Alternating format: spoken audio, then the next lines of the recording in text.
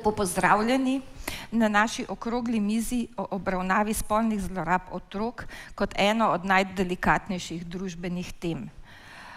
Kot veste, so kazenski postopki, kjer se obravnavajo ta kazniva dejanja, v fazi glavne obravnave zaprti za javnost. Pogosto tudi izrek sodbe ni v celoti dostopen javnosti,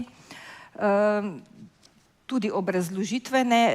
Vse to je z namenom, da se zaščitijo otroci, ki so bili žrtve spolne zlorabe, ker si seveda nihče ne želi, da če se ti kaj res hudega zgodi, spolna zloraba otrok je prav gotovo ena najhujših stvari, kar se jim lahko zgodi, da potem o tem govorijo vsi tvoji sošolci, sosedje, skratka, da vedo, kaj se je tebi zgodilo.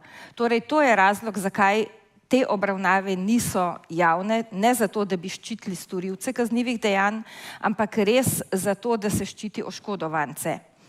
V kazenskem postopku je zelo težko najti ravnovesje med pravicami obdolžencev in zaščito otrok.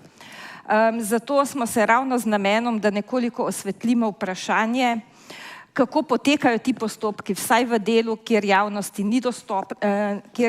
nima dostopa, odločili o tem razpravljati s strokovnjakinjami za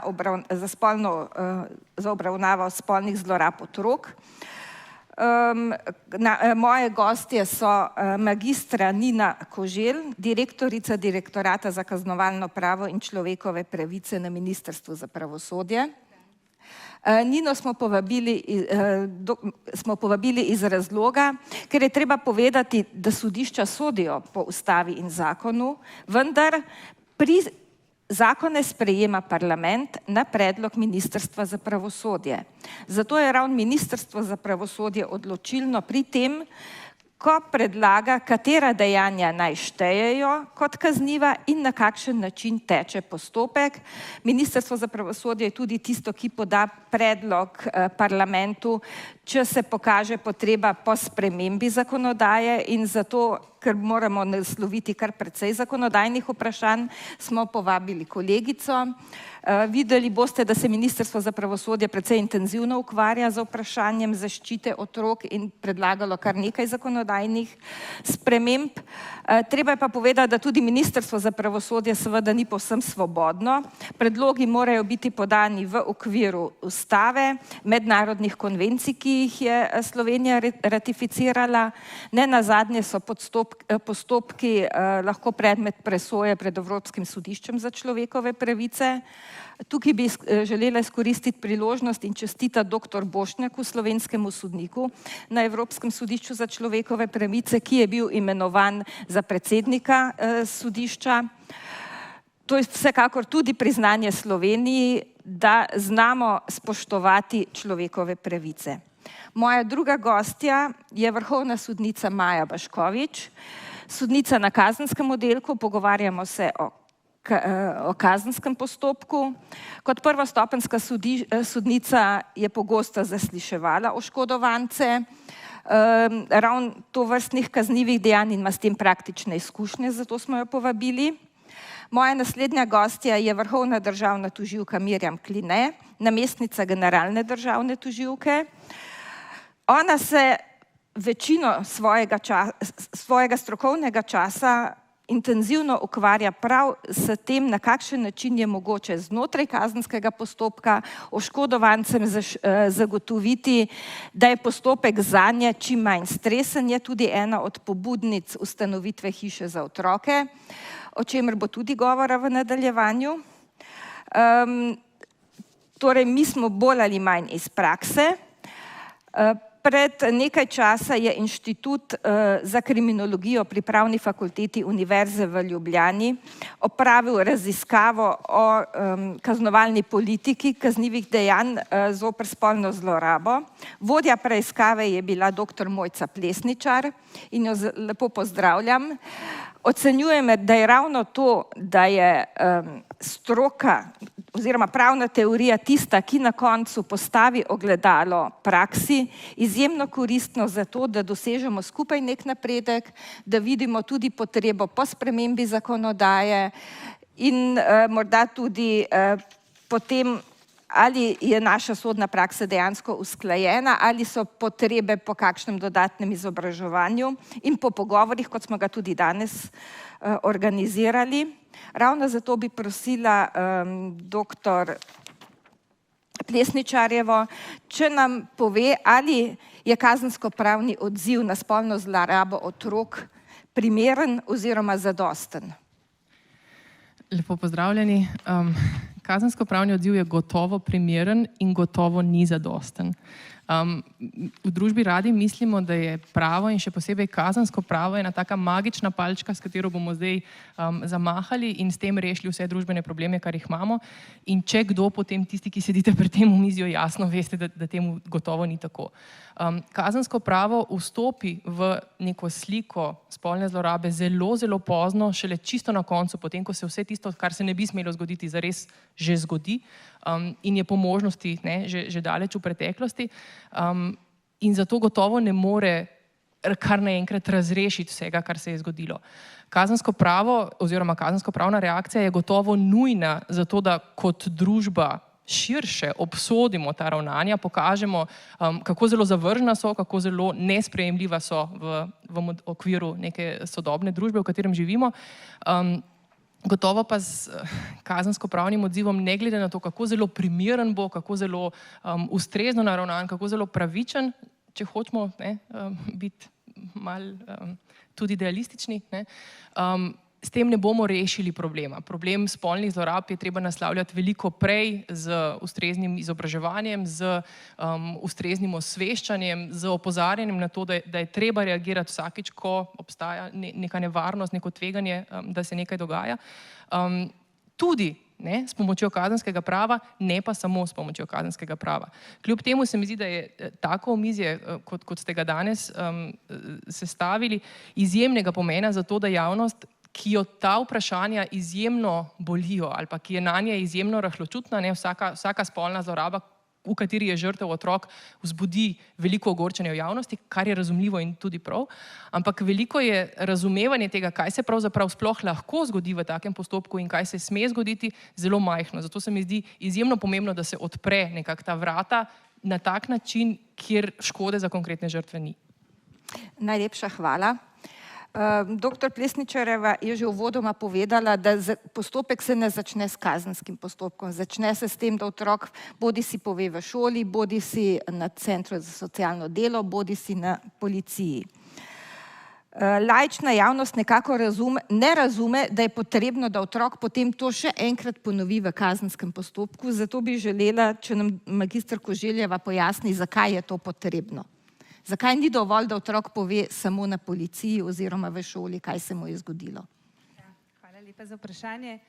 Če se navežem, vsekakor je glavno vodilo celotnega postopka mora biti korist otroka. Vsi, ki otroka obravnavajo v tem postopku, imajo to pred očmi, ampak lep pošten postopek in procesna pravilna izvedba to zagotavlja. Zdaj, izpovedba žrtve v postopku je del izvedbe dokaza v kazenskem postopku. In temeljno vodilo sodobnega kazenskega prava, kot vemo tukaj vsi, je pravica obdolženca, da se sooči z obremenilnimi dokazi in da ima možnost, da tudi postavlja vprašanja. To je določeno že v naši ustavi. In le tak postopek bo zagotovil pošteno, pravilno odločitev na koncu in je v interesu vseh, da se tak postopek izvede. Torej ni dovolj, ampak zakonodaja daje cel kup možnosti, da se otroka čim manj obremenjuje, da čim manjkrat pove svojo zgodbo. Kot bom morda v nadaljevanju bolj podrobno povedala glede hiše za otroke, ampak tukaj v začetnem krogu teh vprašanj se trudimo zagotoviti pošten kazenski postopek in zato žal ni dovolj, da otrok samo v šoli ali na centru za socialno delo to pove. Hvala lepa. Sodnica Boškovič, ali to pomeni, da to, kar otrok prvič pove na policiji v šoli, sploh ni predmet presoje sodne? To je sicer predmet sodne presoje, ampak tako kot je povedala magistra Koželjeva, dokazno moč otrokova izjava dobi šele na sodišču. Se pravi takrat, ko je otrok zaslišan pred sodnikom. Se pa potem ta izjava pravzaprav nekako uporabi takrat, kadar je potrebno črpati vprašanja za otroka, ko je zaslišan. Ne nazadnje lahko To izjavo potem uporabi sodnik, ko v fazi glavne obravnave ocenjuje dokaze, ocenjuje verodostojnost tega otroka in skozi te listine opravi tudi takšno presojo. Hvala lepa. Zdaj pa moramo vprašati tožilstvo, kako se to sploh začne oziroma kaj je namen kazenskega postopka. Predno bi govorila o namenu kazenskega postopka, je morda pomembno tudi, da povem, da se kazenski postopek uvede pravzaprav na zahtevo upravičenega tožilca. In sicer za kazniva dejanja, pri katerih se storilec preganja po uradni dolžnosti, to gre za kazniva dejanja, kjer oškodovanec, se pravi ne glede na voljo samega ali pa na željo samega oškodovanca, je državni tožilec vedno tisti, ki je upravičeni tožilec za uvedbo kazenskega postopka. To gre za vsa kazniva dejanja, ki so na škodo otrok, kot je tudi pač kazniva dejanja zoper spolno nedotakljivost oziroma spolni napad na otroka mlajšega od 15 let. Naloga državnega tožilca, prvenstvena naloga je namreč pregon storilcev kaznivih dejanj. Res je, kot je bilo že danes omenjeno, da se tudi državni tožilci prizadevamo tudi za pravico oškodovancev, tudi za interes, sodelujemo v več medresorskih skupinah, ki naslavljajo ta vprašanja, vendar je prvenstvena naloga državnega tožilca pregon storilcev kaznivih dejanj. Namen samega kazenskega postopka pa je storilcu kaznivega dejanja izreči primerno kazen, če je seveda kazensko odgovoren, če se mu kaznivo dejanje dokaže in če mu sodnik izreče oziroma ga spozna za krivega kaznivega dejanja. Hvala lepa. Torej, kazenski postopek je namenjen pregonu storilcev kaznivih dejanj, ločevanju krivih od nedolžnih in znotraj tega moramo nekako zagotoviti primeren način, da žrtev izpove, vendar da jo to ne obremenjuje preveč. Zato bi želela vprašati magister Koželjevo, kako je zakonodajno urejen položaj žrtve oziroma na kakšen način je zakonodaja omogočila, da je zaslišanje otrok, tukaj govorimo o otrocih, zanje čim manj naporno. Ja, če lahko uvodoma povem, jaz mislim, da je za žrtve na zakonodajnem nivoju dobro poskrbljeno, za njihovo zaščito, za njihovo vključitev v postopek. Tukaj pri nas je prišlo do bistvenih sprememb leta 2019, ko smo v naš pravni red implementirali direktivo o žrtvah. Takrat se je v pomembnem delu spremenil zakon o kazenskem postopku. Če povem samo tako za laično javnost, preko 30 določb zakona o kazenskem postopku je bilo leta 2019 spremenjenih z namenom zaščite, varovanja žrtev. Od takrat je torej žrtev pomemben del kazenskega postopka, obveščena je vsem, kar se dogaja. Skrb za pravice žrtev je torej glavno vodilo postopka. Skrbno in obzirno je treba ravnati z njimi, tudi v zakonu tako piše, še posebej tiste žrtve, ki so posebej ranljive in vsekakor tukaj otroci so. Zdaj, pri otrocih je v naši zakonodaji prišlo še do naslednjega koraka, to je pa sprejem zakona o hiši za otroke. Zakon ima daljše ime, ampak bomo kar rekli zakon o hiši za otroke. Sprejet je bil pred 3 leti in v teh 3 letih se je torej javni zavod, hiša za otroke je ustanovljena bila kot javni zavod, se je že dodobra je začel z delovanjem. Strokovnjaki so bili ustrezno usposobljeni, tam se izvede forenzični intervju z otrokom, ki je bil žrtev kaznivega dejanja zoper spolno nedotakljivost. Na posebej obziren način, celovite obravnave je deležen, vse pod eno streho in izhajamo iz tega, da mora otrok to svojo žalostno zgodbo povedati samo enkrat in ne večkrat pred različnimi organi, pred različnimi institucijami, v njemu prijazno opremljenih sobah. Tako da lahko rečem, to je res ena zelo dobra zgodba. Zdaj, povsod po Evropi se zgledujejo po naši hiši za otroke. Ravno prejšnji teden sem se udeležila tudi ene mednarodne konference, zelo veliko je zanimanja, cel kup držav, tudi naših sosednjih, si želi kopirati ta model in res upam, da bo tudi v praksi še v naslednjih letih še bolj zaživel. Evo, hvala. Hvala lepa, vendar ko govorite o tem, da otrok samo enkrat izpove, ko pride do kazenskega postopka. Še vedno se ni mogoče izogniti temu, da bi povedal, ko pove za kaznivo dejanje, ko pove, kaj se mu je zgodilo, da ga ni potem potrebno še enkrat zaslišati znotraj postopka na način, kot to predvideva Zakon o kazenskem postopku. Ja, vsi si prizadevamo, temeljno vodilo je, da se otroka zasliši samo enkrat, ne moramo pa v zakonu napisati absolutne norme, otroka se zasliši samo enkrat, pika. Tukaj je prepuščeno sodniku, on presodi, tudi Zakon o hiši za otroke reče, če bi treba otroka ponovno zaslišati, se priporoča še enkrat ta isti način, torej v hiši za otroke, kjer se njegova izpovedba posname. Praviloma se ga zasliši ista oseba kot že prvič. Torej lahko rečem, da na zakonodajni ravni so vse pravne podlage, da se otroka zasliši samo enkrat, na koncu je pa na sodniku, ki vodi postopek. Hvala lepa. Vemo, da je naš kazenski postopek zelo strog, oziroma kazenski postopki na splošno so podvrženi zelo strogim pravilom, ravno iz razloga, da se zagotovi obdolžencem pravica, da se jim pošteno sodi. V kazenskem postopku velja načelo domneve nedolžnosti, hkrati je pa seveda potrebno tudi zagotoviti, da se dokazi izvedajo na način, da se sodišče nanje lahko opre.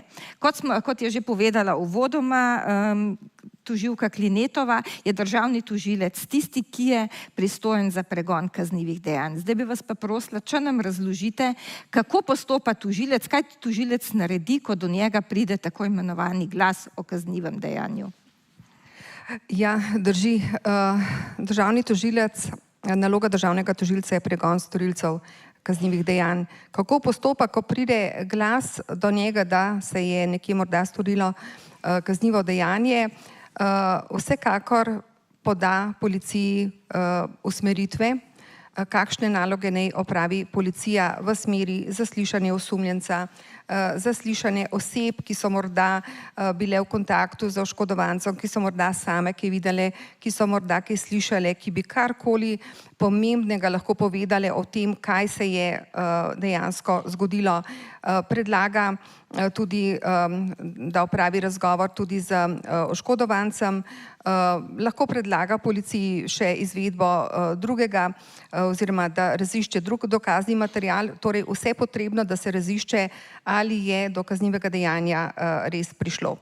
Ko državni tožilec prejme kazensko ovadbo, namreč policija po teh usmeritvah lahko na državno tožilstvo pošlje ali kazensko ovadbo, če potrdi utemeljenost suma, da je bilo storjeno kaznivo dejanje, ali pa poročilo, če že policija sama oceni, da neko dejanje je bilo storjeno, nima pa znakov kaznivega dejanja. In državni tožilec, ko prejme kazensko ovadbo, jo ponovno preuči, ugotovi, ali je potrebno kazensko ovadbo na kakršenkoli način dopolniti, torej jo pošlje v dopolnitev ali policiji ali drugim državnim organom ali morda tudi posamezniku in potem odloči, komu policija pošlje dopolnitev kazenske ovadbe ali pa če je kazenska ovadba že sama po sebi, bom rekla, da so v njej jasne stvari, da lahko državni tožilec sprejme odločitev, se državni tožilec odloči, ali bo kazensko ovadbo zavrgel, če se ne bo potrdilo utemeljena suma, da je bilo storjeno kaznivo dejanje, lahko gre za dogodek, ki nima znakov kaznivega dejanja, lahko se pa odloči, da bo pri pristojnem sodišču zahteval preiskavo zaradi določenega kaznivega dejanja zoper konkretnega storilca. V tem primeru vloži pri pristojnem sodišču zahtevo za preiskavo, v katerem predlaga izvedbo posameznih dokazov, in sicer zaslišanje osumljenca, zaslišanje oškodovanca, če gre za otroka, lahko državni tožilec že tukaj predlaga zaslišanje v hiši za otroke, kot je bilo že razloženo, zato da bi to zaslišanje otroka dobilo neko dokazno vrednost v nadaljevanju postopka. Lahko predlaga izvedbo tudi drugih dokazov, recimo v veliko primerih, kjer gre za kazniva dejanja zoper spolno nedotakljivost, na škodo otrok predlaga tudi postavitev ustreznega izvedenca, lahko tudi pedopsihiatrične stroke. Včasih je potreben tudi izvedenec za pregled kakršnihkoli telesnih poškodb, lahko predlaga tudi izvedenca za obdolženca in lahko pa, če je v kazenski ovadbi dovolj zbranih dokazov in zakon to dopušča, se pravi, če gre za kazniva dejanja, kjer je predpisana kazen do 8 let, lahko državni tožilec pred pristojnim sodiščem vloži tudi neposredno obtožnico. Vse to so možnosti, ki jih ima državni tožilec, ko prejme kazensko ovadbo od policije. Hvala lepa. Zdaj pa seveda sodnica Boškovič, če nam lahko pojasnite, kako ravna preiskovalni sodnik, ko prejme zahtevo za preiskavo, kako poteka preiskava, ker kazenska preiskava v nobenem postopku ni odprta za javnost, je odprta za stranke. In če nam morda lahko poveste tudi, kako so se zasliševali otroci oziroma kako se zaslišujejo otroci v primeru, če se sodnik ne odloči za zaslišanje v hiši za otroke. Torej takole, ko sodnik, to je preiskovalni sodnik, v fazi preiskave dobi zahtevo za preiskavo, najprej zasliši obdolženca, torej seznani ga seveda za vsebino zahteve za preiskavo. Obdolženec lahko takrat poda svoj zagovor in šele potem, ko je sprejet sklep o začetku preiskave, se začnejo izvajati dokazi. Eno prvih takšnih opravil je zaslišanje otroka. Zdaj, če je zaslišan v hiši za otroke, je že magister Koželjeva povedala, kako ta postopek poteka, torej to je specifičen postopek. Jaz pa bi se morda osredotočila bolj na postopek, ki teče na sodišču.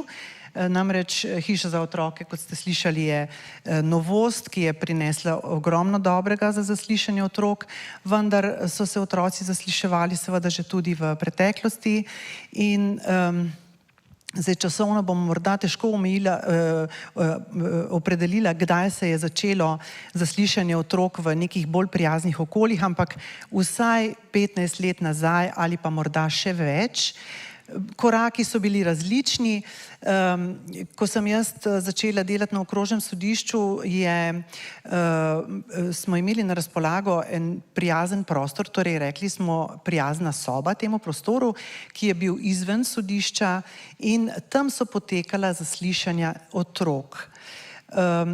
Prvotno smo jih nekako seznanili z tem, kako ta postopek poteka. Že takrat, dosti nazaj, je Vrhovno sodišče pripravilo ene zloženke, ki jih imamo še vedno na razpolago. To so Jana gre na sodišče oziroma Jan gre na sodišče in je primerna za otroke med 5 in 8 letom starosti, se pravi na tak poljuben način je predstavljeno, kako bo potekalo zaslišanje, zakaj mora biti otrok zaslišan, kje bo zaslišan in kakšne pravice pravzaprav ima, da ima lahko s seboj tudi osebo, ki zaupa. Zdi se mi osebno, da je prostor, v katerem je otrok zaslišan, izjemno pomemben. Namreč, ko stopite na sodišče kot priča, če niste tu seveda zaposleni, potem ljudje znajo povedati, kako tesnoben občutek je, ko priješ v te velike prostore, v ogromne razpravne dvorane. Vsi stoli so veliki, vse je nekako glomazno, strogo, sodniki so oblečeni v črne toge in takšno okolje najbrž otroka strašno prestraši. Že tako je traumatiziran zaradi dogodka, ki se obravnava, potem pa, če ga postavimo v takšen prostor, se najverjetneje izgubi. Prostor, ki je prijaznejši, pa mu daje več možnosti, da lahko pove. Seveda se bo srečal z neznanimi osebami, ampak že zakon o kazenskem postopku veleva, da morajo biti ta zaslišanja korektna, obzirna, da mora biti spoštovano otrokovo človeško dostojanstvo in na tak način ta zaslišanja tudi potekajo. Torej, otrok ima, kot sem rekla, lahko ob sebi osebo, ki zaupa, da mu je lažje pri tem. Ves čas postopka, vse od začetka kazenskega postopka, ima pooblaščenca, ki skrbi za njegove pravice tekom tega postopka, torej tako glede premoženjsko-pravnega zahtevka, kot tudi glede samega zaslišanja. To je odvetnik, ne? To je vedno odvetnik in če ga ne postavijo oziroma ne pooblastijo starši ali zakoniti zastopniki tega otroka, potem to stori sodišče po uradni dolžnosti, tako da to nikoli ne izostane. No, zdaj pa, če gremo na samo zaslišanje, konkretno, torej v prostoru, v katerem se opravlja zaslišanje, se nahajajo preiskovalni sodnik oziroma strokovnjak, ki otroka zaslišuje, Morebiti izvedenec, če je potrebno, da se posebej presoja, ali otrok razume pravno dobroto, torej to je vprašanje, ali bo pričal, če je obdolženec eden njegovih bližnjih svojcev, oče, mati, brat, sestra, dedek in tako naprej. Namreč v takšnem primeru kot priča tudi otrok ni dolžan pričati. Celoten tek postopka se snema. Torej vse to, kar otrok pove, je video posneto. V drugem prostoru, ločenem od tega, kjer poteka to zaslišanje, lahko tudi v razpravni dvorani na sodišču, pa so navzoči obdolženec, njegov zagovornik, tožilec, tam je tudi pooblaščenec tega otroka in oni takšno zaslišanje spremljajo po videokonferenčni povezavi. Lahko zastavljajo tudi vprašanja, seveda, in ta vprašanja so posredna, torej posredovana preiskovalnemu sodniku oziroma strokovnjaku, ki zaslišuje, in šele ta je tisti, ki odloči, ali bo to vprašanje otroku zastavil, ali ga ne bo, oziroma ali ga bo zastavil na drugačen način. Takole nekako, upam, sem to opisala dovolj plastično, poteka tole zaslišanje otroka. Torej, kot je bilo že izpostavljeno, osnovno vodilo celotnega postopka in tega zaslišanja je ščititi koristi otrok in zato si seveda sodniki tudi prizadevamo. Hvala lepa. Tožilka Klinetova, sodnica je omenila, da ima otrok možnost, da odkloni, da ne priča, če gre za njegovega bližnjega sorodnika, vendar je zakonodaja pripeljala tudi možnost, da preiskovalni sodnik odloči, da če oceni, da je to v največjo korist otroka, da otrok kljub temu priča, kaj si misli, ali do teh odločitev pogosto prihaja. Ja, moram reči, da smo se državni tožilci zelo prizadevali, ko je bilo govora o teh spremembah, da bi do te spremembe prišlo. Včasih pride namreč tudi do zlorabe, nagovarjanj otroka, obljub, česarkoli in tako naprej, da ne priča. Postopki so pa, bom rekla, zelo zahtevni in osebno se mi zdi, da je prav, da je do te spremembe prišlo, da ima sodišče možnost, da je sodišče tisto, ki presodi glede na samo dejanje in glede na zbrane dokaze, ali je potrebno otroka zaslišati kljub temu, da gre za storilca, ki je njegov sorodnik, njegov bližnji in pravzaprav, če razume pravni pouk, da kljub vsemu priča. Hvala lepa. Torej, v preiskavi sodišče zasliši obdolženca, odloči o tem, ali je podan utemeljen sum za kaznivo dejanje spolne zlorabe, izda sklep o uvedbi preiskave, zasliši oškodovanca, otroka in izvede druge dokaze, o katerih je prej govorila državna tožilka, da jih predlaga tožilstvo, to pomeni zasliši priče, pogosto postavi izvedenca, bodisi medicinske, bodisi kakšne druge stroke. Potem pa sodišče zaključi preiskave in spis se vrne na državno tožilstvo. Če nam zdaj lahko pojasnite, kako teče postopek naprej? Res je, po končani preiskavi preiskovalni sodnik pošlje spis na državno tožilstvo. Državni tožilec, ki je zahteval uvedbo preiskave, preuči zbrano gradivo, presodi, ali je morebiti potrebna še kakšna dopolnitev. V tem primeru, če meni, da je potrebno zaslišati še kakšno pričo ali pa izvesti še kakšen dokaz, potem zahteva dopolnitev preiskave pri preiskovalnemu sodniku. Če meni, da se pravi zbrani dokazi v preiskavi ne potrjujejo utemeljenosti suma, da je bilo storjeno kaznivo dejanje, potem državni tožilec odstopi od nadaljnjega pregona. V tem primeru ima oškodovanec možnost, da nadaljuje kazenski pregon. Če tega ne stori, potem preiskovalni sodnik s sklepom preiskavo ustavi. Če pa državni tožilec oceni, da je izvedba same preiskave in v njej izvedeni dokazi, da so potrdili utemeljenost suma, da je bilo storjeno kaznivo dejanje, torej da ga je storil prav ta konkretni storilec, potem pa vloži obtožnico zoper tega storilca pred pristojnim sodiščem. Po vložitvi obtožnice ima obdolženec možnost podati ugovor na obtožnico. Če ta postane pravnomočna in sodišče razpiše glavno obravnavo, pa pravzaprav pridemo v fazo, kjer se pa ta kazenski postopek, o katerem govorimo danes, bistveno razlikuje od siceršnjih kazenskih postopkov. Ker sodišča sodijo v imenu ljudstva, kazenski postopki obravnave so praviloma javne, ravno zato, da lahko država oziroma ljudstvo kontrolira delo sodišča. V teh primerih pa je običajno drugače. Če nam lahko, prosim, sodnica Baškovič, pojasnite, kako pa poteka obravnava in v katerih primerih je javnost izključena z glavne obravnave. Torej, kadar se obravnavajo kazniva dejanja, ki jih imamo danes pred seboj, to je zlasti 173. člen Kazenskega zakonika, in je jasno, da so žrtve oziroma oškodovanci mladoletniki, se pravi mlajši so od 18, storilec pa je zoper njih storil kaznivo dejanje tedaj, ko so bili mlajši od 15 let. V takšnem primeru se vedno izključi javnost, namreč zopet vodilo in rdeča nit tega današnjega razgovora je ščititi interes in koristi otroka. Prav iz tega razloga je tudi izključena javnost, kar je sicer izjema od pravila. Javne so sicer glavne obravnave, kot je povedala že naša moderatorka.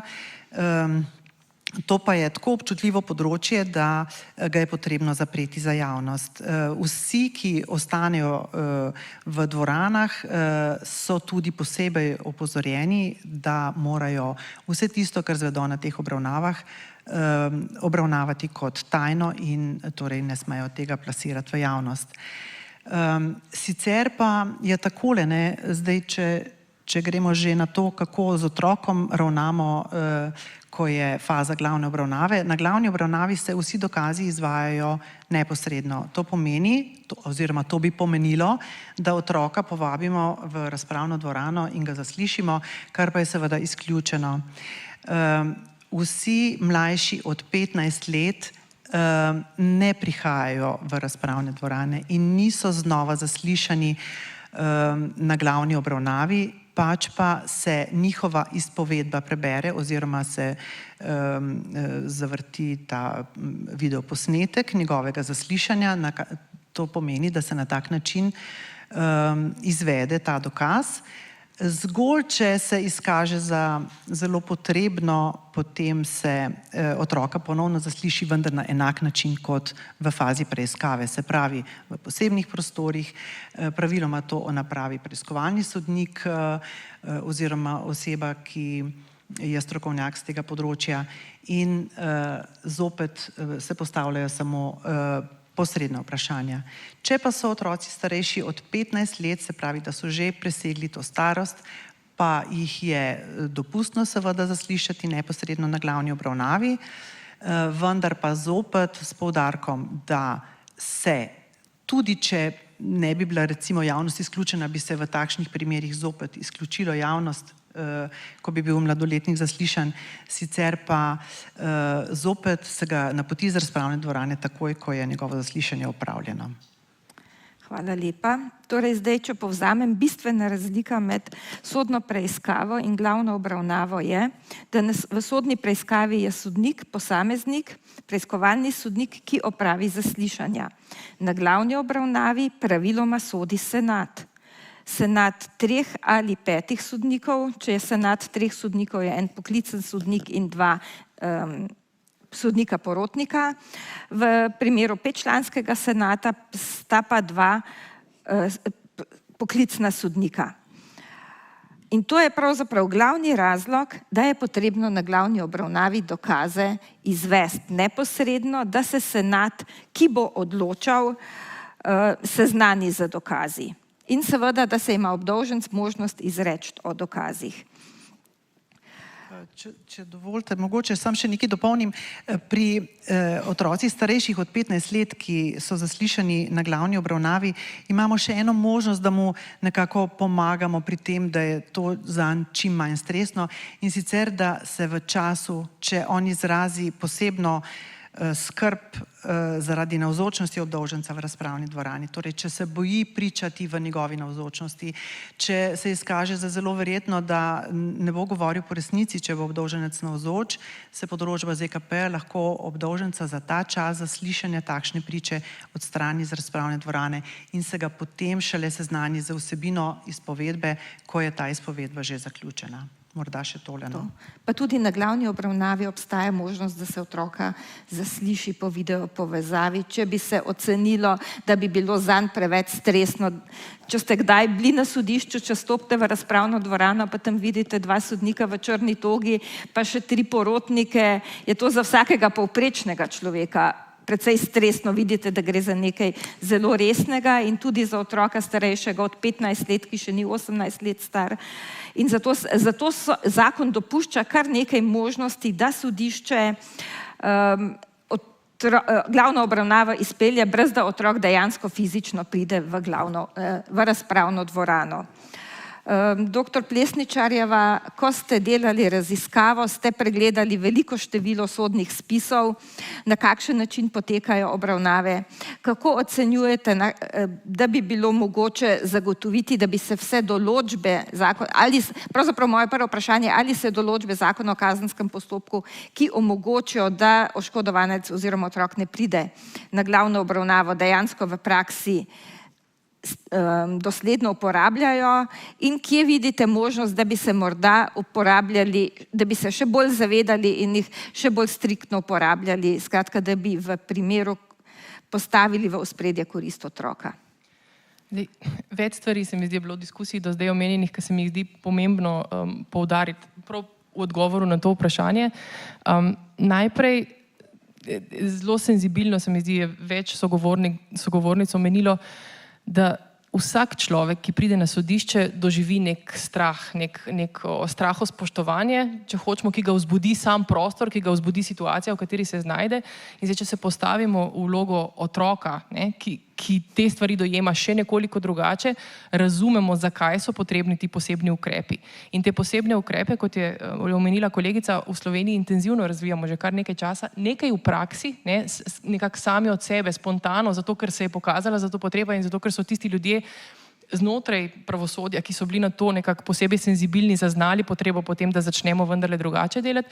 Nekaj pa potem tudi zelo sistematično na ravni ministrstva, pogosto spodbujenega z strani Sveta Evrope in nekaterih drugih akterjev na tem področju. Tako da tukaj smo naredili v zadnjih desetletjih veliko korakov naprej, tako na normativni ravni, kot tudi na praktični ravni.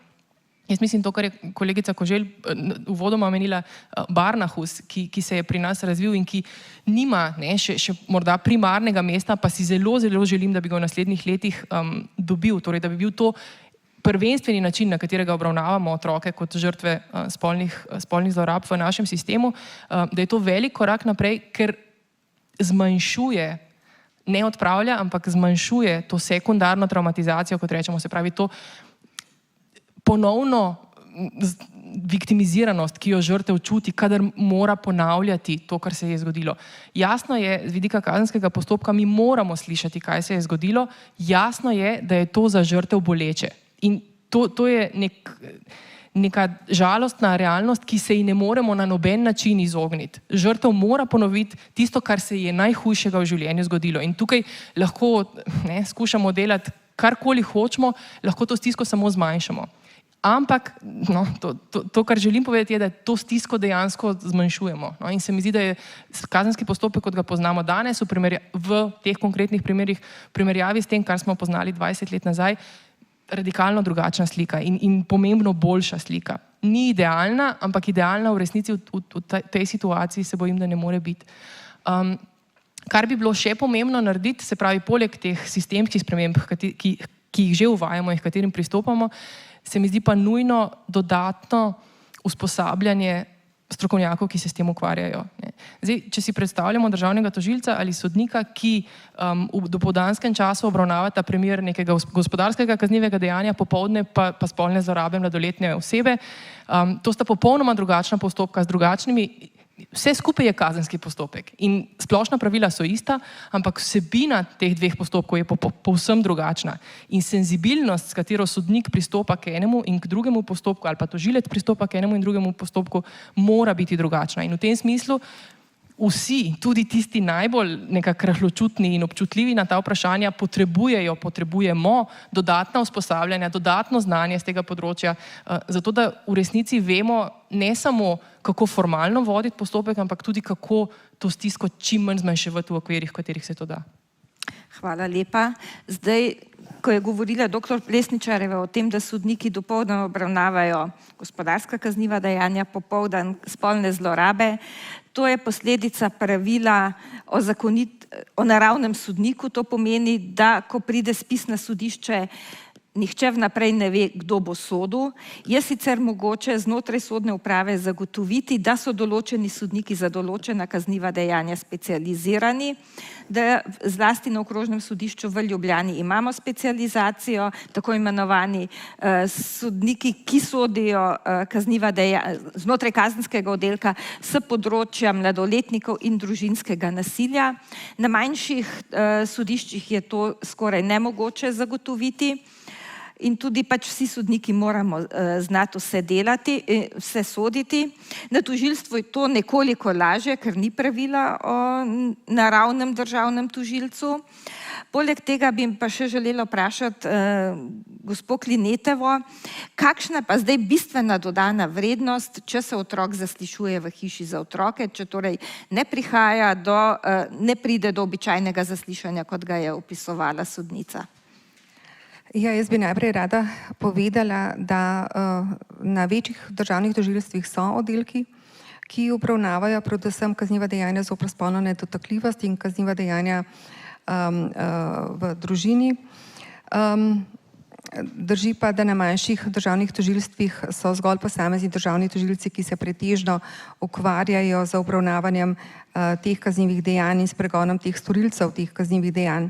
Dejansko je tu potrebna res izobraževanje, moram pa reči, da Center za izobraževanje v pravosodju že izvaja takšne izobraževanja in se sodniki in državni tožilci teh izobraževanj tudi zelo, bom rekla, kar množično tudi udejstvujejo. Vprašali ste me, kakšna je razlika med tem, ko je otrok, ki je žrtev kaznivega dejanja, zaslišan v hiši za otroke in takrat, ko, bom rekla, temu ni bilo tako. Niso vsi sodniki in seveda nismo vsi državni tožilci, vsaj v preteklosti, bili še dovolj senzibilizirani in tudi jaz si želim, da bi bili. Razlika je ogromna. Strokovnjaki so, ko sem sodelovala v postopku sprejemanja oziroma tudi uveljavljanja te hiše za otroke, sem bila sama na več sestankih, sem bila tudi v tujini. Strokovnjaki so poudarjali, da je bistvena razlika to, da otrok ne stopi, kot je bilo že danes povedano, v nek ogromen prostor, kjer sedi na hodniku, kjer policisti mimo vodijo obdolžence z verigami, vklenjenimi rokami, kjer že sam prostor velik tak vzbuja neko strahospoštovanje. Bistveno je, da otrok pride, ko je že viktimiziran, zato ker je žrtev samega kaznivega dejanja, da pride v nek prijazen prostor, v neko hišo, kjer ni že nadaleč vidno, da gre za neko posebno ustanovo. Da pride v neko prijazno okolje, v neke sobe, kjer ni preveč igrač, ampak so stoli namenjeni za sedenje otrok, da so mize nekako manjše. In najbolj bistveno pa je to, da zaslišanje oziroma forenzični razgovor opravlja ena in ista oseba. In ta oseba prvič z otrokom vzpostavi kontakt. In tudi v primeru, če pride morebiti do ponovnega zaslišanja otroka, če sodnik oceni, da pa vendarle kakšno vprašanje še ni razjasnjeno, je bistveno, da je ista oseba v istem prostoru ponovno opravi razgovor z otrokom. To je najbolj pomembno. Zato, da otrok že prvič vzpostavi kontakt s to osebo, te osebe, ki upravljajo forenzične razgovore, imajo za seboj kar dolg študij opravljanja takih razgovorov so strokovno usposobljene, vzpostavijo kontakt s tem otrokom in potem ponovno zaslišanje, tudi če do njega pride, ni več tako traumatično, kakor bi bilo, če bi prišel v drug prostor pred drugega sogovornika oziroma izpraševalca. In ti razgovori z otrokom se posnamajo, audio in video posnamejo in je potem možnost, da se ti razgovori oziroma ti posnetki predvajajo tudi na glavni obravnavi.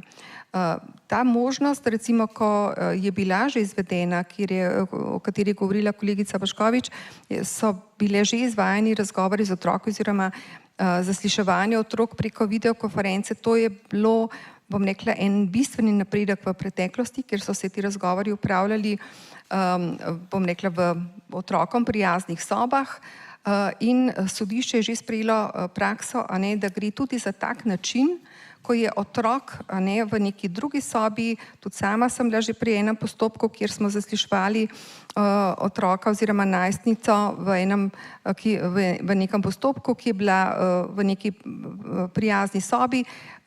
Dejansko se je to zaslišanje opravljalo neposredno na glavni obravnavi, ampak ona je bila v drugem prostoru. Ona ni videla obdolženca, ni videla zagovornika, tudi tožilca ne. Vprašanje je pa postavljal sodnik, gre za posredno vprašanje. In vsi ti postopki, ki so naravnani na korist otroka, omogočajo, da otrok ni dodatno viktimiziran. Da se ne, bom rekla, da ga to ne oteži ponovno, kot ga je pač že samo kaznivo dejanje. Vse to spominjanje, ponovno govorjenje o tem, kajti moramo se zavedati, da otrok ne pove o tem, kaj se mu je zgodilo samo enkrat pred policijo. On pove vzgojiteljci, recimo, če je predšolski, ali pa učiteljci, pa pove še drugi učiteljci, pa pove še tretji učiteljci, pa gre potem na center za socialno delo, to je že 5 razgovorov z otrokom, pa gre potem na policijo, to je že 6. Temu se želimo čim bolj izogniti. Hvala lepa. Kot je že prej omenila magister Koželjeva, Zakon o hiši za otroke je nekoliko daljši in ima v naslovu tudi celostno obravnavo otroka. To je ena od bistvenih dodanih vrednosti k obravnavi otroka. Ja, drži. V hiši za otroke, kot sem omenila, je celostna obravnava otrok, torej tam ni izveden samo forenzični intervju oziroma razgovor z otrokom, ampak otrok lahko, če se pokaže, da rabi dodatno psihološko podporo, se tega otroka spremlja, se tudi naprej z njim ukvarjajo vsi strokovnjaki, ki so kar najbolje usposobljenosti, tako da dobi na enem mestu celovito pomoč. Prav tako pa ne samo otrok, ampak tudi starši, tudi za družino je to zelo travmatična izkušnja, taka spolna zloraba. Hvala lepa. Samo še eno vprašanje, kar se tiče kazenskega postopka, potem bomo šli na vsebino, o katerih dejanjih sploh govorimo. In sicer v primeru, če je izrečena sodba pred sodiščem prve stopnje, bodi si obsodilna, bodi si oprostilna, ali se ima otrok oziroma njegov pooblaščenec možnost zoper to sodbo pritožiti? Seveda ima možnost, vendar v precej omejenem obsegu. In sicer le takrat, kadar je izrečena oprostilna sodba oziroma zavrnilna, če pa je izrečena... Če pojasniva, zavrnilna sodba je... Kadar tožilstvo umakne predlog za pregon oziroma obtožbo. Sicer pa, kadar je razglašena obsodilna sodba, v takšnih primerih pa se oškodovanec lahko pritoži samo zoper odločitev o premoženjsko-pravnem zahtevku in stroških, pa objavi sodbeno, to pa tako v takih primerih ni praksa, da bi se kaj takega izrekalo. Tako da v takšnem obsegu zgolj. Hvala lepa. Zdaj smo nekako obdelali oziroma predstavili, na kakšen način teče kazenski postopek. Zdaj je pa seveda čas, da povemo, o katerih kaznivih dejanjih sploh govorimo, kadar gre za kazniva dejanja spolne zlorabe otrok, pa bi ponovno prosila dr. Plesničarjevo za neko uvodno predstavitev, preden nam bosta potem državna tožilka in sodnica predstavljali praktične primere, kaj pravzaprav obravnavamo v sodni praksi. Torej, pogovarjamo se o enem kaznivem dejanju, ki ga naš kazenski zakonik ureja v enem členu, to je 173. člen. Zdaj, v pravu je ena večjih umetnosti ali pa večjih preprek, ki jih je treba nekako premagati ta, da je treba na čim bolj splošen in abstrakten način zajeti čim več možnih življenjskih situacij. Če tega ne bi počeli, bi imeli zelo natančna pravila, ampak bi jih imeli tako veliko, da bi bila nepregledna in da bi bilo z njimi delati pač nemogoče. Zato je Kazenski zakonik tudi zapisan na tak način, kolikor se da določno, ob tem, da obstaja še zmeraj abstrakten, ne, kar, če poenostavim, to pomeni, da poskusimo z enostavnimi definicijami zajeti čim več možnih življenjskih situacij. In naš Kazenski zakonik v primeru kaznivega dejanja spolnega napada na otroka mlajšega od 15 let to skuša narediti tako, da grupira skupaj različna možna izvršitvena ravnanja v različne odstavke, ne. In imamo inkriminirano nekaj, kar bi rekli, da je osnovna oblika, torej nekaj, kar bi v nekem laičnem jeziku rekli najbrž posilstvo, ne, kjer gre torej za spolno občevanje z otrokom. Pri tem je pomembno, da ta definicija, kaj je otrok, pri tem konkretnem kaznivem dejanju vežemo na starost 15 let. Torej, zakon posebej ščiti mlajše od 15 let, tisti, ki so starejši od 15 let, so morda lahko neke posebej ranljive žrtve v kontekstu splošnega kaznivega dejanja posilstva ali pa spolne zlorabe. Torej, neka osnovna oblika, potem imamo pa različne oblike, ki so specifične glede na to, kdo je žrtev oziroma ali ima žrtev neke posebnosti, ali je odnos med žrtvijo in storilcem morda nekaj drugačen. Na to imamo pa še četrto obliko, ki pa predstavlja neko blažji poseg v spolno integriteto otroka. In tukaj se mi zdi pogosto prihaja potem tudi v javnosti do nerazumevanja. Jasno je, da javnost teh specifik, ne, definicije kaznivega dejanja ne razume. In ko imamo nekaj, kar je dojeto kot nizka kazen, za to kaznivo dejanje rečemo, kako grozno, v resnici pa ne gre, ne, za recimo spolno občevanje z otrokom, ampak gre morda za neko blažjo obliko tega posega. Kar je pomembno je, da imamo res izjemno širok spekter različnih izvršitvenih ravnanj pri tem kaznivem dejanju. Vsa so resna, vsa so prepovedana, vsa so zavržena, ampak različno intenzivno zavržena. In ti posegi se potem v konkretnih primerih, v konkretnih postopkih izjemno razlikujejo eni od drugega. Tukaj pa mogoče več ljudi iz prakse lahko povejo. Hvala lepa. Za začetek bi prosila sodnico Boškovič, če nam predstavi, s čim se v praksi srečujemo, ko gre dejansko za kaznivo dejanje spolne zlorabe otrok. Torej, takole, no, kot je že dr. Plesničarjeva predstavila, gre za več oblik ravnanj obdolžencev zoper otroke po tem 173. členu. Jaz vam bom predstavila recimo prvi odstavek, no, kjer obravnavamo storilce, ki se jim očita, da so z otrokom imeli spolni odnos oziroma druga spolna ravnanja, med katera je sodna praksa uvrstila tista ravnanja, ki predstavljajo spolno zadovoljevanje obdolženca in predpostavljajo, da je prišlo med storilcem in žrtvijo do telesnega stika. Torej, za otipavanje, za iskanje priložnosti dotakniti se spolnega organa otroka in obratno. Medtem ko, no in za takšna ravnanja je zakon predpisal zaporno kazen od najmanj 3 do 8 let. Medtem ko za blažjo obliko po 4. odstavku, naprimer, ko gre za prizadeto spolno integriteto otroka, pa gre za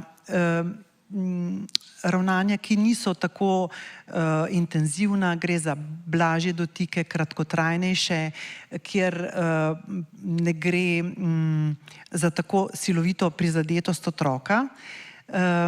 Vse to namreč je izoblikovala sodna praksa skozi vsa ta leta, tako da se na ta način ta dejanja razlikujejo. Seveda se razlikuje potem tudi zagrožena kazen za takšno kaznivo dejanje, ta pa je do 5 let zapora. Torej, poleg spolnega občevanja in drugih spolnih dejanj, torej na nek način dotikanj spolnih organov otrok, pa zakon predvideva kot kaznivo še precej drugih ravnanj. storilcev, pa bi prosila tožilko, če nam jih predstavi. Ja, spolno čevanje gre za spolni odnos ali s tem izenačeno neko spolno dejanje, lahko to oralni spolni odnos, analni spolni odnos, penetracija s prsti ali predmeti. Pri tej obliki, pri 4. odstavku 173. člena, gre pravzaprav za to, da v tem primeru največkrat ne prihaja sploh do stika med telesom storilca in otroka. Gre mogoče samo za razkazovanje spolnih organov ali pa samo zadovoljevanje pred otrokom, kar je prav tako kaznivo in prav tako lahko vpliva na otroka samega, a ne travmatično. Pri recimo 2. odstavku tega kaznivega dejanja gre pa za spolna ravnanja s slabotno osebo pod 15 let oziroma spolna ravnanja, ki so dosežena s silo ali z grožnjo za neposrednim napadom na telo ali življenje otroka in takšno ravnanje je seveda Za takšno ravnanje je seveda predpisana tudi višja zaporna kazen od 5 do 15 let, ker gre za, bom rekla, vsa ta ravnanja so huda, so zelo zavržna, ampak tukaj gre za spolna ravnanja dosežena s silo ali z neposrednim napadom na življenje, za grožnjo z neposrednim napadom na življenje ali telo otroka. Najbolj pogosta oblika pa mislim, da je, ko je o tem govorila že dr. Plesničar, takrat, kadar storilec predstavlja za otroka eno pomembno osebo v njegovem življenju in storilec doseže spolna ravnanja pravzaprav za zlorabo svojega položaja in stori dve zlorabi na škodo otroka. Najprej zlorabi svoj položaj, ker je storilec lahko oče, mama, lahko je vzgojitelj, učitelj, zdravnik, duhovnik, trener, in na katerega je otrok navezan, ki mu zaupa, s katerim se otrok počuti dobro, pa storilec ta položaj, svoj poseben položaj zlorabi in zlorabi otroka, tako da poseže v njegovo intimo z spolnim ravnanjem. In tudi za to kaznivo dejanje je kazen predpisana v razponu od 3 do 10 let. 5. odstavek 173. člena pa predvideva, da v primeru, kadar pride do spolnega občevanja med osebami ali do drugih spolnih dejanj in gre za osebi, ki sta primerljive starosti, da pa v tem primeru, ali pa duševne in telesne zrelosti, da pa v tem primeru ne gre za kaznivo dejanje oziroma ni protipravno. Zanima me, kako se v katerih primerih običajno tožilci ocenite, ker verjetno v teh primerih niti ne greste v sprožitev kazenskega postopka. Kateri so ti primeri, ko uporabite oceno, da ne gre za kaznivo dejanje? To so primeri, ko pride recimo do spolnega odnosa med dvema najstnikoma, ko je eden že kazensko odgovoren, star že 14 let in več, oškodovanec ali oškodovanka je pa primerljive starosti. Se pravi, da gre za otroka, ki je star 13-14 let, in se oceni včasih tudi s pomočjo izvedenca, z postavitvijo izvedenca, ali gre tukaj za primerljivo starost med storilcem, bom rekla, in med oškodovancem. In kadar se oceni, da gre za primerljivo starost in da niso izpolnjeni drugi pogoji, potem se tudi že državni tožilec odloči, da gre za ta odstavek kaznivega dejanja po členu 173 in ker to dejanje pa ni protipravno, potem ne sproži kazenskega pregona. Ampak to seveda ne velja, kadar gre za kazniva dejanja povzročena s silo. Takrat pa tudi, če je primerljiva starost. Absolutno. To gre samo za kazniva dejanja iz 1. odstavka 173. člena, kadar gre za spolno občevanje ali druga spolna ravnanja. Kadar pa gre za pogoje iz 2. odstavka, se pravi, če je to dejanje storjeno ne glede na starost zoper slabotno osebo, ali storjeno silo, ali z grožnjo, z neposredno uporabo sile, pa seveda takrat ne pride v upoštev ta 5. odstavek, takrat pa gremo v postopek. Hvala lepa. Magister Koželjeva, sodnica in tožilka, kot sta predstavljali, kaj je po vsebini prepovedano, sta tudi že omenili kaznovalni okvir oziroma kakšna je predpisana kazen. Ministrstvo za pravosodje je z novelo kazenskega zakonika v letu 2021 tudi poseglo oziroma spremenilo nekako višino predpisane kazni, pa bi vas prosila, če lahko nekako pregledno poveste, kakšne kazni je mogoče izreči za ta kazniva dejanja, o katerih se pogovarjamo danes. Ja, zdaj smo slišali 173. člen kazenskega zakonika. Naj uvodoma povem, da se je ta določba v zadnjih letih oziroma desetletjih kar večkrat spremenila.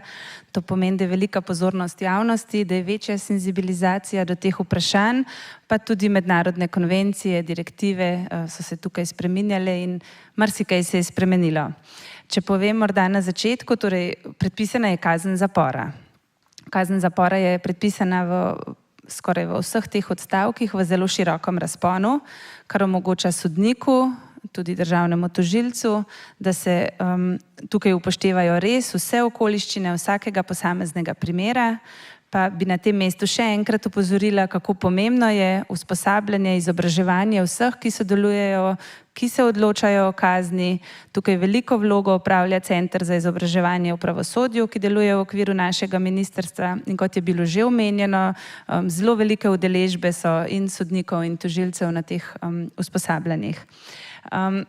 Če lahko še naprej povem, torej, predvsem, ko smo dobili nov kazenski zakonik leta 2008, so se predvsem spodnji minimumi te zagrožene kazni spremenili. Torej, če je bilo prej spodnji minimum pomeni, da nižje kazni ni mogoče izreči. Tako, razen v primerih, ko pride do priznanja krivde oziroma sporazuma, in verjamem, da bomo še kaj slišali danes na to temo.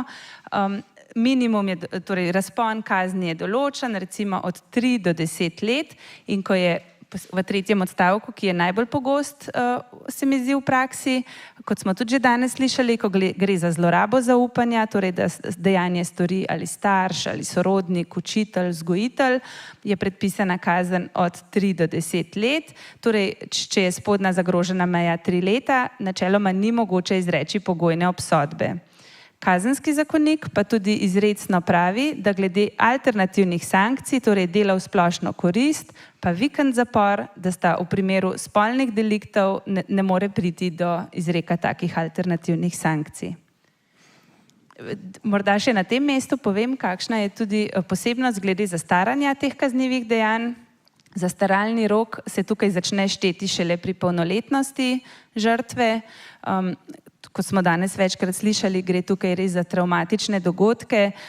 Pogosto so to otroci, kjer, kot smo tudi že rekli, je bilo neko zaupanje porušeno in je prav, da se tukaj da čas, da otrok predela, premisli te stvari in da zastaranje mnogo kasneje začne teči, torej pri polnoletnosti. In še druga posebnost je, da je ta rok za zastaranje kar 3-krat daljši kot pri drugih kaznivih dejanjih, tako da v praksi je to lahko pridemo do 60 oziroma 90 let, preden ta kazniva dejanja zastarajo pregon zanje. Hvala lepa tudi za to opozorilo oziroma pojasnilo glede zastaranja. Torej, kot sem navedla že uvodoma, je Inštitut za kriminologijo izvedel raziskavo o kaznovalni politiki pri spolni kriminaliteti. Raziskavo je vodila dr. Plesničarjeva. Pa bi vas prosila, če nam lahko predstavite, kakšne so ugotovitve za kazniva dejanja, ki jih danes o katerih se danes pogovarjamo, torej o spolni zlorabi otrok. Zdaj, raziskava se je dotikala vseh kaznivih dejanj z področja spolne kriminalitete in njen fokus je bilo vprašanje kaznovanja, torej kako v praksi pri nas sodišča kaznujejo v takih postopkih, kakšne sankcije se izrekajo. Zdaj, ugotovitev je bilo ogromno. Če se fokusiramo samo na kazniva dejanja z področja spolnih napadov na otroka mlajšega od 15 let, smo nekako skladno s to sliko, ki smo jo prej predstavili, kako zelo širok je razpon teh izvršitvenih oblik, na kakšne vse različne načine se da izvršiti ta kazniva dejanja, ta slika se nam nekako prezrcali tudi v sliko kaznovanja. Tudi tam imamo, slišali smo na zakonski ravni, izjemno široke razpone, po katerih lahko posegajo sodišča. Zdaj, v teh primerih nekako skladno z našo siceršnjo prakso, ki je zelo zmerna. Slovenska sodišča so pri kaznovanju zelo zmerna, kar je dobro. To je večkrat treba poudariti, to nas umešča med tiste države, ki jih nekako druge gledajo, joj, mi bi si tudi želeli na tak način kaznovati. Prestrogo kaznovanje ne prinaša praktično nobenih rezultatov in prinaša veliko težav. Razumno kaznovanje pa daje prave signale družbi in ne ustvarja nepotrebnih dodatnih težav. Tako da zmerno kaznovanje je nekaj, na kar smo lahko pri nas ponosni. Zmerno kaznovanje ne pomeni, da v tistih hudih primerih ne posegamo po resnih, strogih sankcijah, nasprotno. Takrat, kadar gre za res izjemno hude primere, je treba poseči tudi po strožjih sankcijah, pomeni pa, da takrat, kadar to ni potrebno, tega nujno ne počnemo. In v nekem smislu se mi zdi, naša sodišča to že desetletja ustrezno počnejo, se pravi, v veliki večini primerov v naši praksi, ki ne sodijo med najhujše možne oblike teh kaznivih dejanj in veliko je takih, ki ne sodijo med najhujše oblike, naša sodišča v resnici tudi posegajo po blažjih sankcijah in se večina sankcij v resnici giblje nekje na spodnjem robu ali pa morda celo nekoliko pod njim, kadar sodišča najdejo neke posebne olajševalne okoliščine v teh primerih. V teh primerih se predvsem takrat, kadar so procesirana po četrtem odstavku, se pravi takrat, kadar imamo to blažjo obliko, pogosto izrekajo tudi pogojne obsodbe ali pa neke krajše zaporne kazni. Kar smo skozi raziskavo zaznali je, da se te blažje oblike kaznovanja največkrat uporabljajo takrat, kadar gre za priznanje, bodisi za priznanje na predobravnavnem naroku ali pa za sklenjen sporazum o krivdi z državnim tožilcem. Tega obojega, predvsem pa sporazumov, je pri tem kaznivem dejanju bistveno več kot pri večini ostalih kaznivih dejanj. Imamo še nekatere specifike, kjer je tega tudi veliko, ampak tukaj je tega zelo veliko. Kar se mi zdi, če sprejemamo sporazume kot del našega sistema, je najbrž dobro. Sporazum oziroma priznanje namreč omogoča, da se celoten postopek zelo hitro zaključi in se s tem morda izognemo nekemu nepotrebnemu vlečenju, novičnemu traumatiziranju. In je to morda neka prednost takšne možnosti. Torej v teh primerih so sankcije blažje, ampak je na sistemski ravni to tako tudi zamišljeno. Zdaj, težko je seveda vrednotiti, mi smo prebrali več 100 primerov tudi tega specifičnega kaznivega dejanja. Največ je bilo, tako kot je kolegica Koželj prej omenila, primerov po tretjem odstavku, kjer imamo nek ta poseben specifičen odnos med storilcem in žrtvijo. In tukaj se je pokazalo nekaj, kar je zelo pomenljivo in se mi zdi pomembno, za karkoli bomo na tem področju naprej tudi počeli. Približno 3/4 storilcev je v nekem družinskem odnosu z otrokom. Ena petina približno je staršev ali pa neposrednih skrbnikov, velika večina ostalih so pa storilci iz nekega ožjega družinskega sorodstva. Nek širši krog dedkov, stricev, družinski prijatelji tudi pridejo v poštev. Kar se mi zdi, z kazensko-pravnega vidika je to pomembno, ker to pač spada v ta poseben odstavek in se obravnava strožje.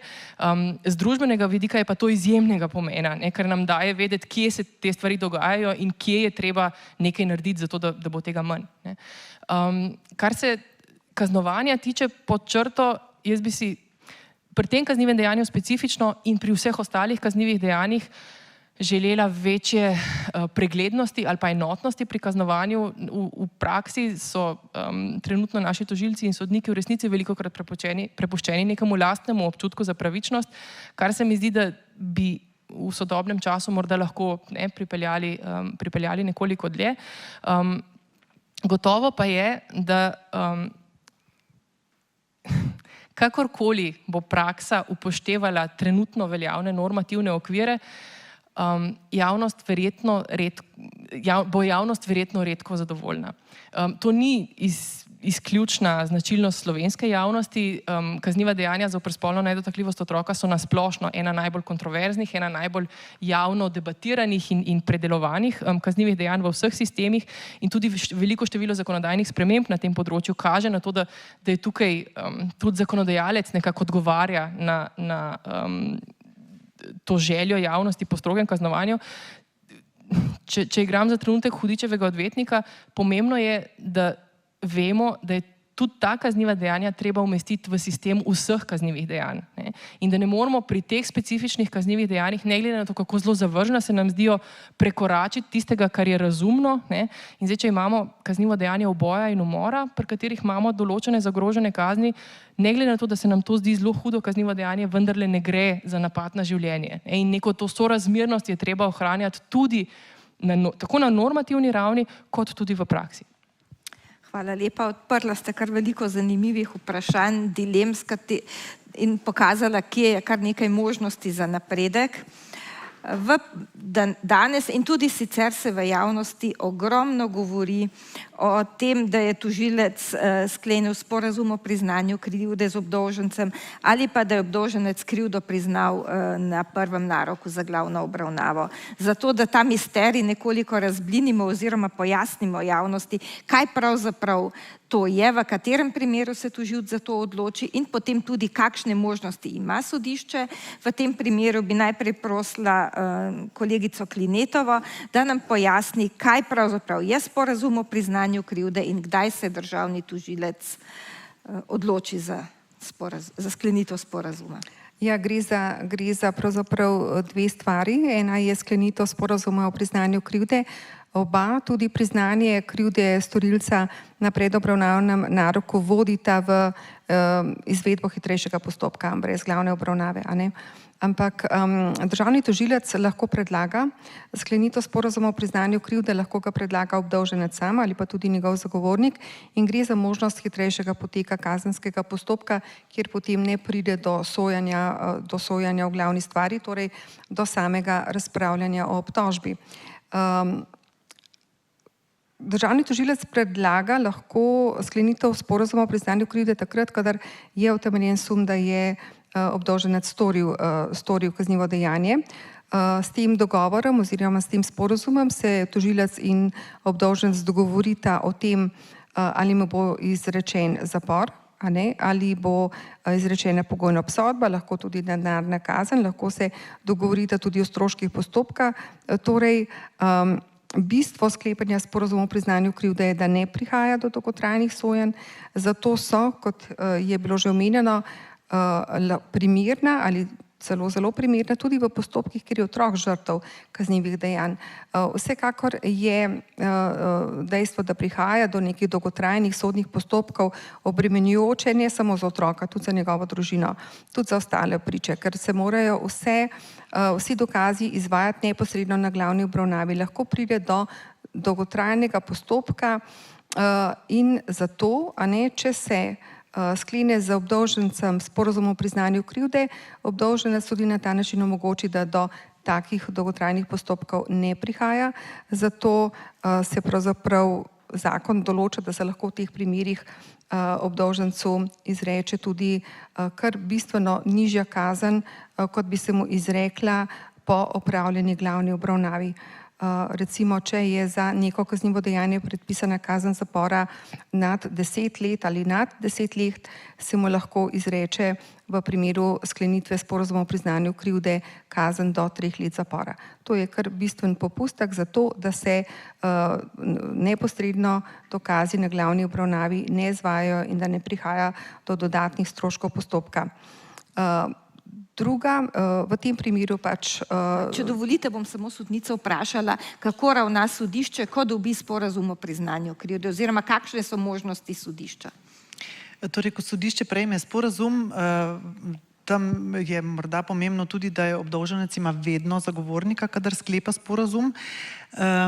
Takrat torej sodišče presodi, ali je ta sporazum sklenjen v skladu z zakonom in če ugotovi, da je, ga sprejme in v takšnem primeru je sodišče tudi vezano na kazen, ki je v sporazumu dogovorjena. Se pravi, da sodišče samo ne mora izreči drugačne sankcije. In tudi opis kaznivega dejanja sodišče ne more posegati. Ne more posegati. To je v bistvu neke vrste pogodba med tožilstvom in obdolžencem, ki jo pa sodišče sodno kontrolira. In v primeru, ko jo sprejme, potem je takšna pogodba tudi verificirana. Hvala lepa. Zdaj pa še priznanje krivde na glavni obravnavi, na prvem naroku, kar je bolj običajen način. Bom rekla, da je zaenkrat res pogostejši način, ne? In to je takrat, kadar obdolženec na prvem predobravnavnem naroku, že sama beseda predobravnavni narok pomeni, da je to nekaj, kar se dogaja pred samo glavno obravnavo. Takrat, ko obdolženec pride prvič na sodišče in ko ga sodnik vpraša, kako se bo izrekel glede krivde, a ne, in takrat se obdolženec lahko odloči, ali bo krivdo priznal ali krivde ne bo priznal. V primeru priznanja krivde ima spet državni tožilec možnost, da mu v tem primeru predlaga spet bistveno nižjo kazen, kot bi jo zanj predlagal, če bi bila opravljena glavna obravnava, če bi se na glavni obravnavi izvedeli vsi dokazi, če bi prišlo do zaslišanja oškodovanca, do zaslišanja vseh prič, do izvedbe ostalih dokazov, ki jih državni tožilec predlaga v obtožbi. Sodnica, enako vprašanje kot prej. Kakšne možnosti oziroma kako pa postopa sodišče v primeru, če obdolženec krivdo prizna na predobravnavnem naroku? Torej, zopet je potrebna presoja, ali je to priznanje dano prostovoljno, da ni izsiljeno in tudi ali dokazi v spisu kažejo na to, da je takšno priznanje moč sprejeti. Sodišče pa je v takšnih primerih vezano na predlog tožilca glede sankcioniranja in sicer v tem smislu, da strožje kazni od tiste, ki jo je predlagal državni tožilec, ne more izreči. Se pravi, lahko sledi predlogu in izreče predlagano kazen oziroma lahko izreče nižjo kazen ali pa blažjo kazensko sankcijo, kot je bila predlagana. Še zadnje vprašanje, sodnica Baškovič. Kaj pa sodišče v primeru, ko pride do glavne obravnave, do sojenja, ko izreče torej kazen po izvedeni glavni obravnavi? A je tudi takrat vezano na predlog tožilca in kaj vse upošteva, ko se odloča za kaznovanje storilca? V primeru, da ga spozna za krivega. Ja, seveda. Ne, v takšnih primerih ni vezano na predloge tožilca, lahko nekako išče kakšen okvir v tem, kar predlaga tožilec, vendar pa je sodišče, kar se tega tiče, tako glede izbire, kot tudi odmere kazni, samostojno, neodvisno in upošteva tako težo dejanja, torej, ne vem, recimo čas trajanja, intenzivnost teh ravnanj obdolženca, starost oškodovanca, upošteva obteževalne in olajševalne okoliščine. Obteževalne okoliščine so tiste, ki kažejo na to, da je potrebno kazen izreči strožje, torej v večji višini, medtem ko so olajševalne okoliščine tiste, ki kažejo, da je treba kazen izreči nižjo. In to so pa prejšnje življenje obdolženca, njegovo obnašanje po storitvi kaznivega dejanja, njegov odnos do žrtve, njegova predkaznovanost oziroma nekaznovanost in podobno. Tako da niti dva primera seveda si nikoli nista enaka, vsakič je potrebno vse te okoliščine skrbno presoditi in potem odločiti glede sankcije. Hvala lepa.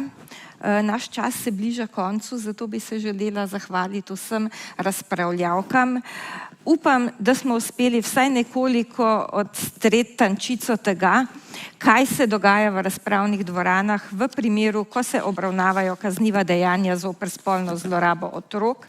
Če morda povem še kratko statistiko, mislim, da sploh vemo, koliko kaznivih dejanjih govorimo. Na letni ravni so sodišča vsako leto prejela do vključno leta 2018 približno 100 zahtev za preiskavo, torej nekako 100 teh kaznivih dejanj je bilo procesuiranih. pred sodišči. Po letu 2019, ko se je pa res tudi dvignila senzibilnost javnosti in žrtev, se pa ta številka veča in v lanskem letu so sodišča prejela že 164 zahtev za preiskavo, torej 164 zadev, kjer je prišlo do spolne zlorabe otrok. V zvezi s tem je potrebno povedati, da je lahko v posameznem postopku tudi več kot samo ena žrtev. Upam, da ste nekako razumeli, da se sodišča trudijo. Postopek kljub precej hudim oziroma v postopku zagotoviti ravnotežje med pravico obdolženca, da se mu pošteno sodi, da se ima možnost soočiti z dokazi, opredeliti do vseh dokazov in hkrati zagotoviti, da otrok čim manj traumatiziran, da po možnosti sploh ne pride na sodišče, da se ga zasliši na način, da je to za njega manj obremenjujoče. V postopku ima ves čas pooblaščenca, torej odvetnika, ki skrbi za njegove interese.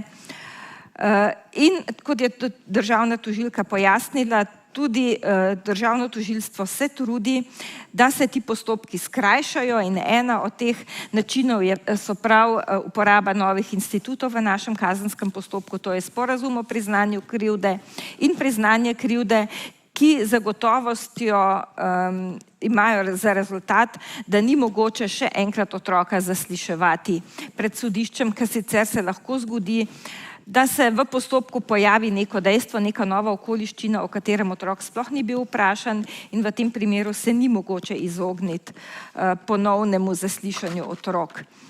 Vsem se lepo zahvaljujem in vas lepo pozdravljam.